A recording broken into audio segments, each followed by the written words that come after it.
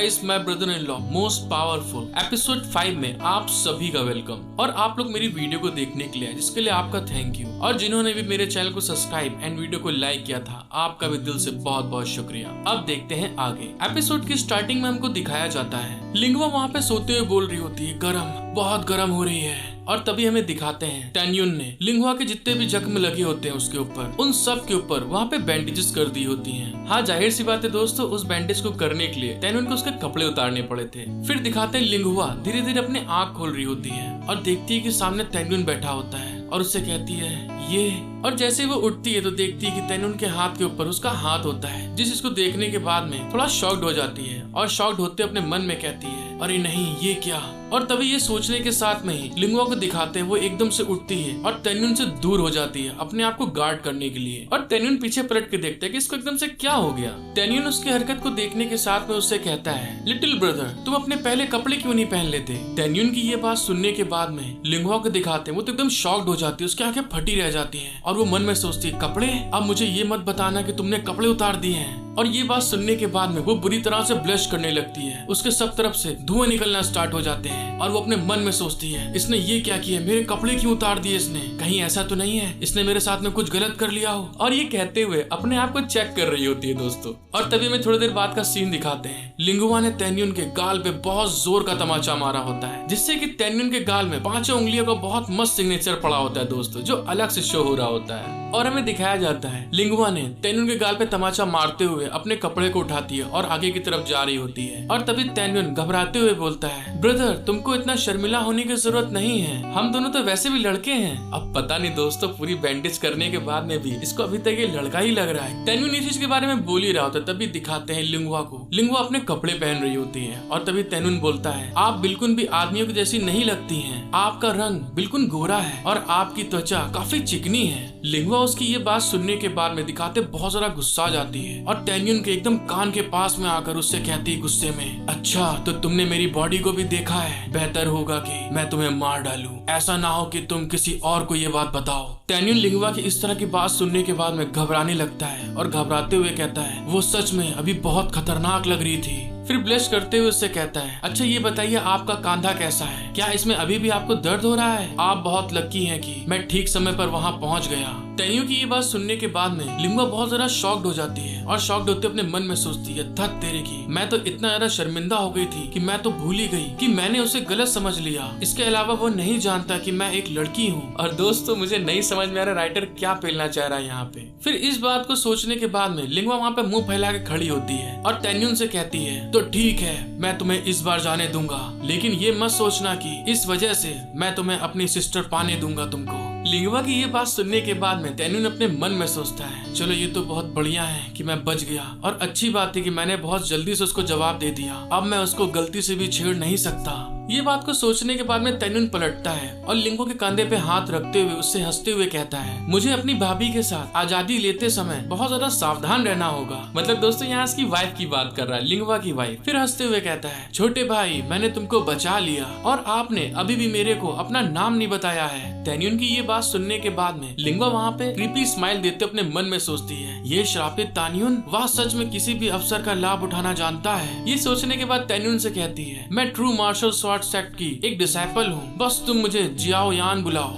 Lingua का नाम सुनने के बाद में टैन्यून वहाँ पे उसके पास हंसते हुए से कहता है, आपका नाम सुनने के बाद में मुझे पता चल गया कि आप कोई ऑर्डिनरी पर्सन नहीं है। और साथ ही ये कहते हुए वो लिंगवा के कंधे पे हाथ मार रहा होता है थोड़ा मजाक में। और तभी उसको सिस्टम नोटिफिकेशन आता है, आप मार्शल स्पिरिट की कॉपी नहीं कर सकते क्योंकि अभी मूड सही नहीं है। फिर लिंगवा थोड़ा इरिटेट हो जाती है उसके कंधे पे हाथ मारने से। तभी वो उसको झटकते हुए कहती है, अच्छा तो ठीक है, आप कॉन्टेस्ट में जाने की जल्दी में क्यों नहीं है, क्या आप कॉन्टेस्ट जीतना नहीं चाहते हैं। लिंगवा की ये बात सुनने के बाद में टैन्यून हंसते हुए उसकी तरफ बढ़ के कहता है, मुझे कोई जल्दी नहीं है, अरे हाँ ये सही है, मैं आपकी चोटों पर एक नजर डाल सकता हूँ। और हमें दिखाते हैं ये कहते हुए टैन्यून अपना हाथ आगे की तरफ बढ़ा रहा होता है, जिस चीज को फील करते हुए लिंगवा थोड़ा घबरा जाती है और तभी उसे चिल्ला के कहती है, कोई जरूरत नहीं है, यह पहले से बहुत ठीक हो चुका है, मुझे बाहर जाना है। और तभी दोस्तों को दिखाया जाता है जंगल में आवाज आ रही होती है और कोई चिल्ला के कहता है, अरे आपका स्वागत है। और दूसरी तरफ से चिल्लाने की आवाज आ रही होती है, ये सच में बहुत खराब है, करीब मत आओ मेरे।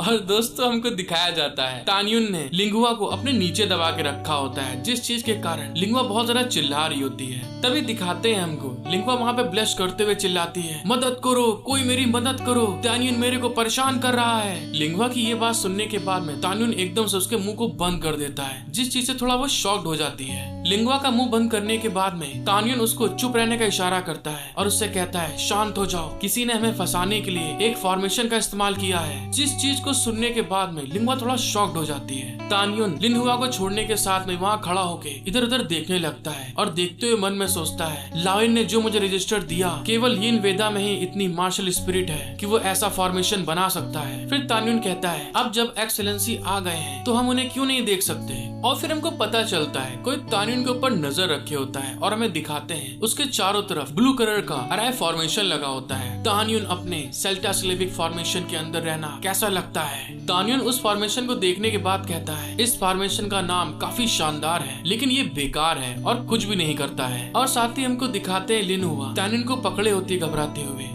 फिर तान्युन को उस फॉर्मेशन में से आवाज आती है, ये सेल्टा स्लेविक फॉर्मेशन धीरे धीरे आपकी स्पिरिचुअल पावर को सोख लेगा, फिर आखिरी में ये आप दोनों को सूखी हुई लाशों में बदल देगा। तान्युन उसकी ये बात सुनने के बाद में अपने मन में सोचता है, तो ये इस तरह का फॉर्मेशन है, ऐसा लगता है कि मैं लड़ना जारी नहीं रख सकता, मुझे उसे बाहर निकालना होगा। और ये बात को सोचने के साथ में तान्युन अपनी वही बेवकूफ वाली हरकतें करना स्टार्ट कर देता है। तान्युन अपनी नाक पे उंगली डाल के हंसते हुए कहता है, क्योंकि तुमको अपनी फॉर्मेशन पे इतना भरोसा है तो तुम मेरा सामना करने की हिम्मत क्यों नहीं करते। क्या ऐसा हो सकता है कि आप डरे हुए हो। उसकी ये बात सुनने के बाद में फॉर्मेशन वाला बंदा बोलता है, मुझे डर और तुमसे।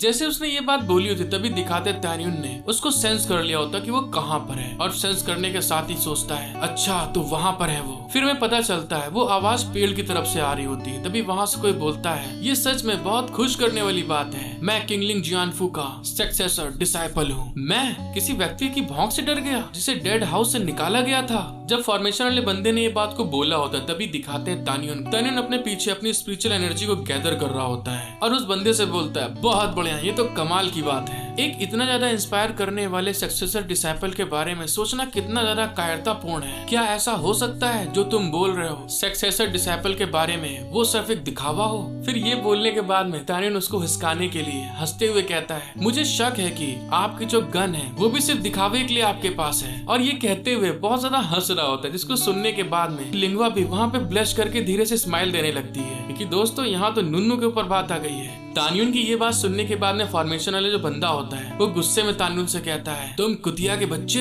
ऐसा मत सोचो कि तुम मुझे तानों से फुसला सकते हो, मैं इसके झांसे में नहीं आऊंगा। उस आदमी ने जैसे ये बात बोली होती तभी दिखाते हैं तान्युन को। तान्युन बहुत ज्यादा गुस्से में उसने जितनी भी अपनी स्पिरिट पावर को वहाँ पे गैदर करा होता है वहाँ पे जंप करते हुए उसके ऊपर अपनी स्नेक मार्शल स्पिरिट को फेंकते हुए अटैक कर देता है और अटैक करते हुए कहता है, तुम्हारी सोच से भी आगे। और हमें दिखाते हैं जिस जगह पे वो आदमी खड़ा होता है उस पेड़ पे तान्युन का अटैक लग रहा होता है। तान्युन का अटैक इतना ज्यादा पावरफुल होता है कि जिस पेड़ पे लगता है वो पेड़ वहाँ से पूरा पिघल जाता है दोस्तों, और वो लड़का उस पेड़ के पीछे खड़ा होता है। और साथ ही हमको दिखाते हैं तान्युन की जो स्नेक मार्शल स्पिरिट होती है वो उसके हाथों में चारों तरफ लिपटी होती है, जिसको पकड़े हुए वो लड़का गुस्से में सोचता है, वो अभी तक बस मेरी जगह को खोज रहा था, लेकिन मैंने नहीं सोचा था कि वो इतनी दूर से मेरे ऊपर हमला कर सकता है। अटैक करने के बाद में तान्युन को दिखाते हैं वो बहुत ज्यादा एटीट्यूड में आ जाता है और तभी उस लड़के से कहता है, मैंने तुमसे कहा था कि तुम मेरे आगे बहुत छोटे हो अटैक डिस्टेंस के लिए। तान्युन का ऐसा एटीट्यूड देख के और ये बात सुनने के बाद में वो जो लड़का होता है वो गुस्सा आ जाता है और तभी गुस्से में कहता है, तान्युन तुम कमीने, और साथ ही तान्युन की स्नेक स्पिरिट को भी वहाँ डिस्ट्रॉय कर देता है। जब गुस्से में वो लड़का देखता है वहाँ पे अटैक करने के लिए तभी देखता है कि वहाँ पे तान्युन गायब हो चुका होता है, जिसको देख के थोड़ा वो शॉक्ड हो जाता है। वो जैसे इधर उधर उसको ढूंढ रहा होता है तभी दिखाते हैं तान्युन एकदम से उसके पीछे आके उसके छाती में अपनी तलवार को आर पार कर देता है। जिस चीज को फील करने के बाद में वो लड़का एकदम शॉक्ड हो जाता है कि ये कब आ गए मेरे पास में, और वो अपनी आखिरी सांसों में कहता है, तुम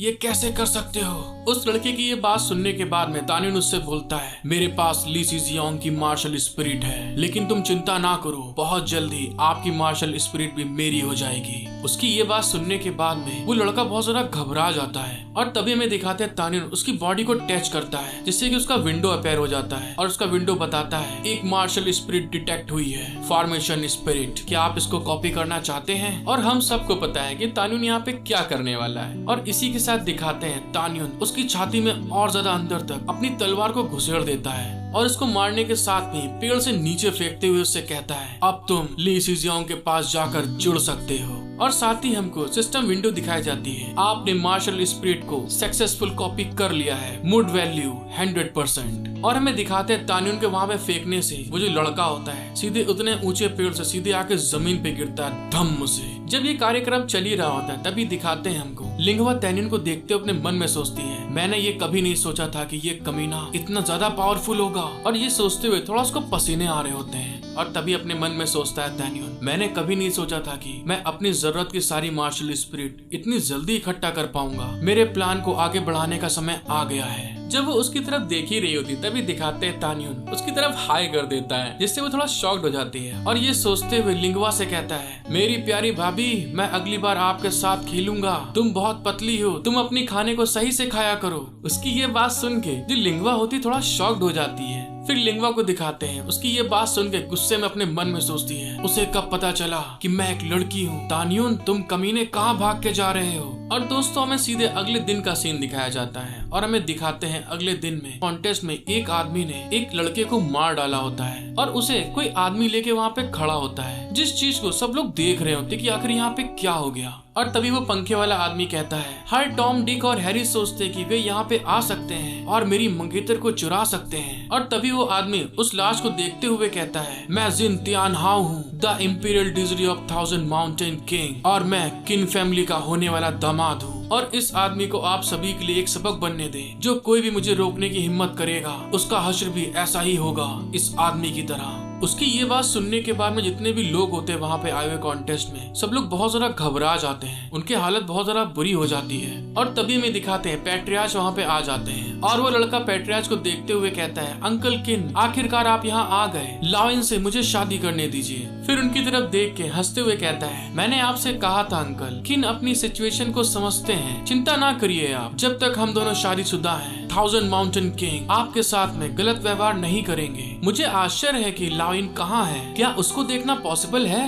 उस लड़के की ये बात सुनने के बाद में पैट्रियार्च उसके सामने आते हैं और सबसे कहते हैं मैं आप सबके सामने एक बात अनाउंस करना चाहता हूँ, मेरी लड़की तानियन के साथ में भाग गई है। उसकी ये बात सुनने के बाद मुझे लड़का बकवास कर रहा दोस्तों इतनी देर से, उसकी हालत खराब हो जाती है। वो शॉक्ड होते हुए कहता है क्या वो भाग गई है? अपने पापा की बात सुनने के बाद में लिंगवा को दिखाते हैं, वो भी एकदम शॉक्ड हो जाती है, उसकी आंखें एकदम फटी की फटी रह जाती हैं कि क्या मेरी बहन भाग गई। हेलो गाइस, आई होप कि आपको एपिसोड देखने में मजा आया होगा। अगर आपको वीडियो पसंद आई है तो प्लीज गाइस जल्दी से मेरा 5K कंप्लीट करा दीजिए और इसी के साथ मिलते हैं हम लोग नेक्स्ट एपिसोड में। Thank you for watching my video, love you all. You look